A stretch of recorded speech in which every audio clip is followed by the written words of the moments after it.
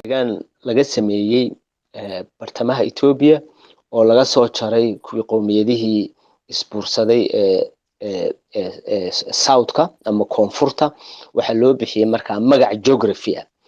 meelahan kale ee la isku hayo meelaha kow diiradda lagu haya waa Soomaali midaan idiin sheegay waxa weeye dowladda Oromiya ee markaa PP-da uu Shimeles Abdisa uu madaxa ka yahay reer iskama celin karo marka reerka maxaa ku dhacaya weeye reerka waxa ku dhacaya in ay probably qayb ka noqdaan iyaga iyo dad kaleba haddaanay Soomaali difaacin in ay qayb ka noqdaan si ay carruhooda iyo maatidooda u badbaadiyaan geography cusub kan la sameynayo that is reality meeshay taagan tahay shalay doraatoole oo ina laftaa hadashay marna may soo hadal qaadin dhulkan Ibrahim Dheere ninka la yiraahdo baan la hadlay oo ku yiri intuu ii soo diray fariin shir baan qabanaynaa points Ethiopia waxbuu meesha ku qoray waxaan ku yiri dhulkan la qaadanayo maxaad ugu soo dari lahayd shirkan leedahay qaybinaya ma dhulkaas wuxuu noogu jiraa buu political program kayda taas Soomaali meeshay maraysaa weey reer ma difaaci karo at the end of the day reerkaas waxa ku dhici doona in ay sidii ay u badbaadin lahaayeen naftooda qabsadaan intiina meesha ku jirta iyo inta badan iyo ninkan aad madaxa ka dhigateen ee dad badan u difaacayeen reer ahaan oo runtii baabi'iyay maabkii laga dhaxlay xataa intii laga dhaxlay 2004 ee Soomaali ku hadhay ee inta doorasho beena loo qabtay ay Soomaali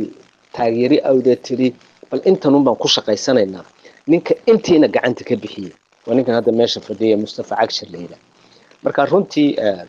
annagu waxaan sameyn karnaa inaanu taariikhda u kaydino ummadda Soomaaliyeed runtiina at the end of the day dadku way noolaanayaan hadda waxa jirta Soomaali aan kaba fogeyn matahar agteeda ku nool laakiin aan aqlabiyad iyo vote iyo waxay leeyihiin aan jirin laakiin shacbi minorities ahaan u noolaada Soomaali badan bay saa ku dhici kartaa haddii aan waxaan si program dhisan oo ummad badani ay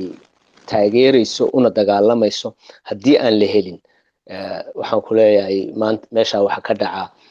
bari dambaa laga sheekayn doonaa hadda dirraba isgoon adari maba inoogu jiri kartaba sheekada sababtoo ah it has gone so far down the line Babili oo runtii in my own generation ahayd meel Soomaalidu ay aan cidiba ku murmin jinacsani oo jigjiga u jirta dhowr iyo 20 kilometer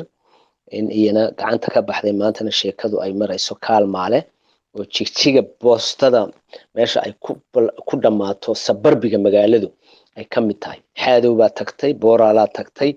all these areas dadkiina aan aqoon aan idin sheegayo waa meesha xoolaha loogu aroorsado dadka magaalada jigjiga degan ee xoolaha dhaqda meesha arigooda iyo geelooda ku soo daaqaan weeye marka runtii mid kaliya ku soo gabagabeeyna waxa weeye dadka Soomaaliyeed iyo dadka Oromoodu waa dad walaalo ah waa dad taariikh wadaaga waa dad common enemy ama cadow wada lahaa laakiin dad aan waxa garanayn oo meelo fog ka yimid oo intooda badan Christian u badan yihiin oo inaba aan xaal marinayn walaaltinimada ka dhaxaysa ummadda Soomaaliyeed iyo shacab weynaha Oromiya ayaa horta waxaan ka dambeeya wali lama helin dadkan wada hadashiin kara ama heshiisiin kara madaxda Soomaaliyeed ee dowlad deegaanka timaadana waa iska dad yar yar ama dad aan inta badan garasho lahayn oo xataa kursiga ficil ugu fadhiya Mustafa Cagshir maanta waxa kaga xun amxaariyo cid kasta qabiilo Soomaaliyeed inay kursiga fadhiistaan in uu dhinto ayaa uga sokaysa in reeraha qaarkood ay meesha fadhiistaan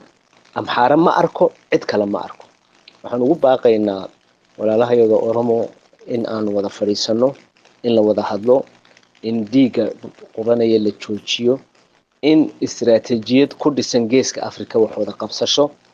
ilaa badaha Soomaalidu leedahay ilaa iyagu khayraadka ay leeyihiin sidii wax loo wada qabsan lahaa in xeeladeed inana ay la nimaadno iyana xeeladeed la yimaadaan sidii marka aynu bal horta kow diiga qubanaya in la joojiyo laba in madaxda Soomaaliyeed iyo iyo xisbiyada aanay baqan oo ummadan ay isku taagaan ama kamatahara jiifa ha noqoto ama kan duleedka jigsii jooga ha noqoto iyo saddex in mudaharaadyo nabadaysan oo waaweyn la qabto si loogu sheego dowladda Ethiopia in ay dad gumaadayso dhiigna daadanayo dhiigana ay joojiso miiska wada hadalkan la suleeyay Soomaali iyo Oromo inay wax badan wada qabsadaan wax khalada ma aha waana dhici doontaa way u baahan yihiin Soomaalina way u baahan tahay they have no other Tigray uma aha Oromo miciin Amhara uma aha miciin if there is anybody taageeri kara Oromo ajandayaasheeda xalaasha aynay gaadho Soomaali cid aan ahayn ma jirto innagana waa sidoo kale laakiin walaalaheen Oromo ilaa imika gacan wareen miyaa la yiraahdaa wayna gacan bidixaynayaan marka in la helo dadkii la xisaabtami lahaa la hadli lahaa u wax sheegi lahaa si ay noo helo sustainable relationship so that we can survive together and thrive together in